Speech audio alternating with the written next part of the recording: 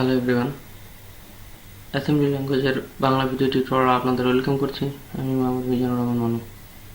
এটা হচ্ছে আমাদের লাস্ট প্রোগ্রামটি। এই প্রোগ্রামটি দিয়ে আমরা কী করেছিলাম? এই প্রোগ্রামটি দিয়ে করেছিলাম যে একটি ইনপুট নিলে একটি ইনপুট আউট, ওই ইনপুটটি হচ্ছে আউটপুট হিসেবে দেখাবে। আমরা কোডটি রান করলে বুঝতে পারলাম আমরা কী করেছিলাম। একটা ইনপুট নিয়েছিলাম কিউ নিয়ে, এই কিউটি রান করে দেখা নিচে। তো আমরা যদি এখন বেশি ইনপুট নিতে চাই তাহলে কীভাবে নিতে পারি সেটি এই টিউটোরিয়ালে আমি বলবো। তো লেটস স্টার্ট। প্রথমে কোডটি করবো, তারপর আমি এক্সপ্লেন করে দেবো।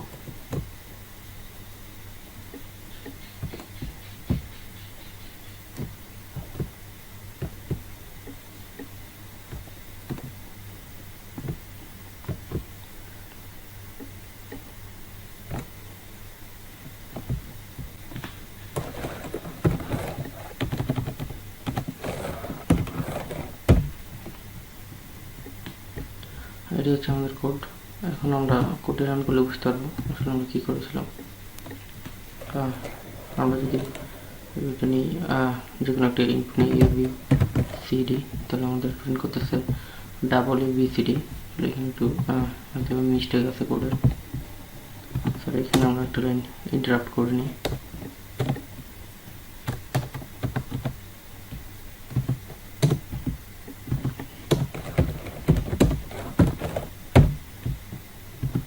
এখানে আমরা আবার রান করি ABCD। হ্যাঁ, এবার ঠিক রান করতেছে। তো এখন আমি কোডটি এক্সপ্লেন করবো কীভাবে হলো। আমরা প্রথমে কী করেছিলাম যে একটি ইনপুট নিয়েছিলাম। ইনপুট নেওয়ার জন্য আমরা যে ফাংশনটি ইউজ করেছিলাম সেটি হচ্ছে এটা। এই ফাংশনটিকে আমরা ইন্টারাপ্ট করলাম। ইন্টারাপ্ট করার পরে আমরা যা করেছিলাম মুভ বিএল কমা এএল, মানে কি এএল একটা রেজিস্টার, বিএল একটা রেজিস্টার। এখানে এএল হচ্ছে ইনপুট নেওয়ার জন্য আমরা যে ভ্যালুটি আমরা ইনপুট নিচ্ছি ABCD, সেই ভ্যালুটি মেইনলি এএল এর মধ্যে থাকে। এবং এএল থাকার পরে যখন মুভ দেখার ফলে এএল এর ভ্যালুটি আমাদের বিএল এর মধ্যে চলে যায়। তো বিএল এর কাছে যাওয়ার পরে এটা ইন্টারাপ্ট করে দেয়, এটা ইনপুট হিসেবে ইন্টারাপ্ট করে দেয় এখানে মুভ AH2 তে। পরেরটাও সেম, আমরা শুধু এখানে সব সেম এএল, শুধু এখানে আমরা একটা রেজিস্টারে যেহেতু একটা ভ্যালু নিয়ে নিচ্ছি, তো আমরা অন্য একটা রেজিস্টার ইউজ করেছি, তারপরে আরেকটা নতুন রেজিস্টার ইউজ করেছি এখানে, পরে আরেকটি। তার আমরা কী করেছি যে যেহেতু আমরা চারটা ইনপুট নিলাম, ইনপুট নেওয়ার পরে আমরা যদি প্রিন্ট করি তাহলে কী করবে, এক লাইনে সব কিছু দেখিয়ে দেবে। সেই জন্য আমরা কী করেছি, এখানে একটা নিউ লাইন প্রিন্ট করে দিচ্ছি। আমরা জানি নিউ লাইন কেমন প্রিন্ট করতে হয়, আগের টিউটোরিয়ালে আমরা সেটা দেখেছি। যদি কেউ মিস করে থাকেন, মানে এটা বুঝতে না পারেন, তাহলে আগের টিউটোরিয়ালে যান, সেখানে বলে দেওয়া আছে। পরে আমাদের এখন চারটা তো ইনপুট নেওয়া হলো, এখন এই চারটা ইনপুট আউটপুট হিসেবে দেখব। তো আমরা জানি আউটপুট হিসেবে দেখার জন্য এই লাইনটি লিখতে হয় মুভ H2।